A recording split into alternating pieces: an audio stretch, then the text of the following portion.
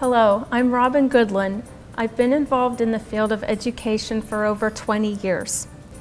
Through my training and education as a dyslexia therapist, my eyes have been opened to the early literacy connection to incarceration, and this is the reason why I'm involved with ELM.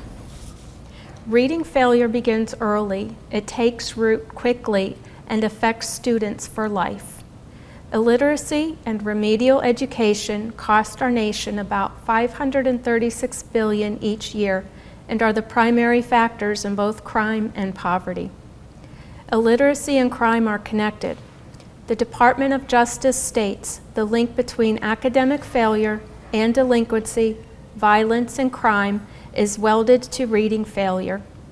Over 70% of inmates in America's prisons cannot read above the 4th grade level, many of which read much below that.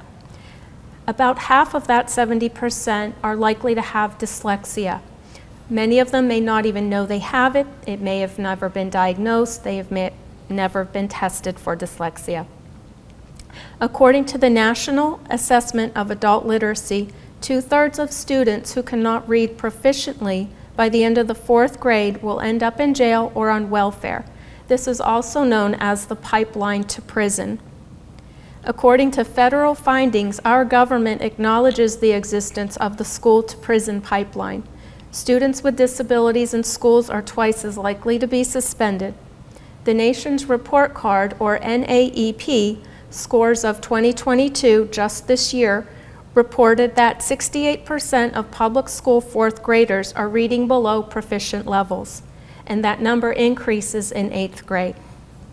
Students who aren't reading on grade level by 3rd grade are 4 times as likely to not graduate from high school.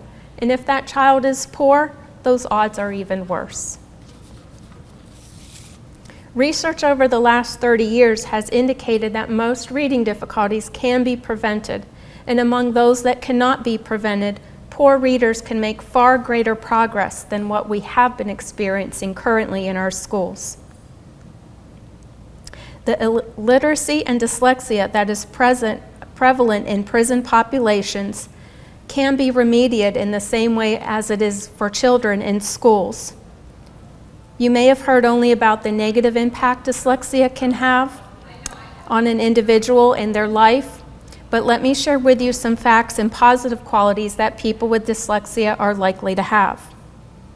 But first, listen to these names: Charles Schwab, Walt Disney, Albert Einstein, Thomas Edison, Steven Spielberg, Leonardo da Vinci, Pablo Picasso, Steve Jobs, Bill Gates, Agatha Christie, Sir Richard Branson.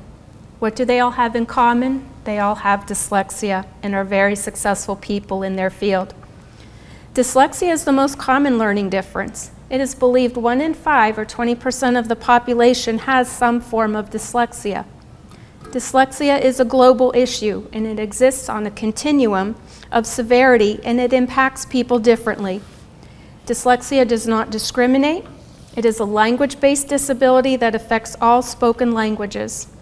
Dyslexia has nothing to do with intelligence. In fact, you can be gifted and dyslexic, which is known as being twice exceptional. Dyslexic learners have strengths such as having average intelligence or superior intelligence. They are innovative, out-of-the-box thinkers, problem solvers, imaginative, creative, critical thinkers. They create solutions to obstacles faster than their peers, and they see the big picture. When intellectually able and motivated students with dyslexia are given the academic opportunity, they can experience success. In school, when students with dyslexia are repeatedly asked to do tasks that are difficult for them and they experience frustration and failure, they are reminded of their weaknesses and their strengths are not being developed. They realize they are not successful at school, so they search for something else to be successful at, and those choices may not be good ones. I have learned how to treat people of any age who have dyslexia or reading disability as a therapist.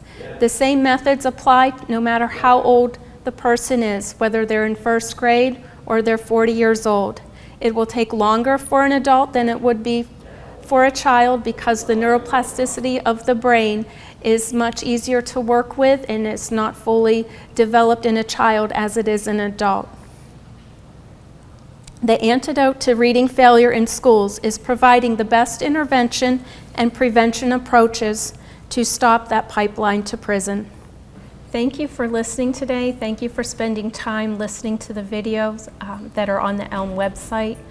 Please visit that website and explore. There's many great videos and important knowledge that we would like to share with you, and I'm happy to share my personal experiences and my background in the field of education and specifically dyslexia remediation to help further ELM with their accomplishing their objectives.